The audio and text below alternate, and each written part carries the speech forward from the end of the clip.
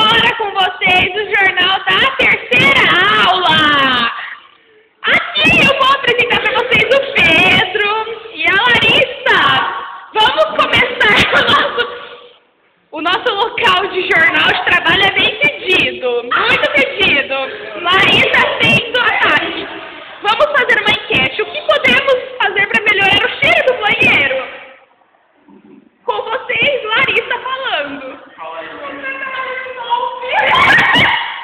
Ela está fazendo propaganda. Boa, boa. O que você acha que devemos fazer? Isso foi a nossa enquete de hoje. Jandira vai dizer o que você acha sobre o fedor desse banheiro, Jandira. O fedor desse banheiro. Dá uma entrevista pra gente.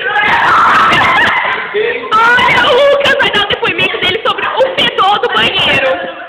É sério, o fedor do banheiro, vai. O que você acha sobre isso? O que podemos fazer?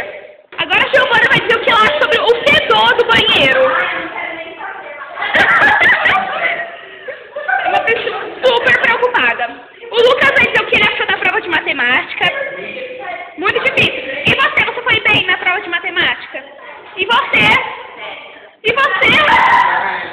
Tudo bem, agora vamos para a próxima enquete. Quem é a pessoa mais engraçada da sala?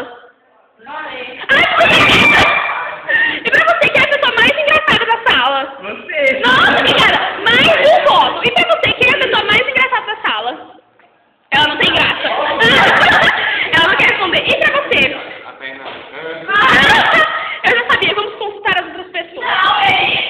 Uia, pra você, quem é a pessoa mais engraçada da sala? Dá seu depoimento. O Ian está envergonhado, não quer. O Juliano vai responder pra gente. Quem é a pessoa mais engraçada da sala? Juliano, por favor, dá o seu depoimento. Dá o seu depoimento. Eu sou o mais engraçado. Ele é o mais engraçado da sala. Um voto pra ele. A Bia vai dizer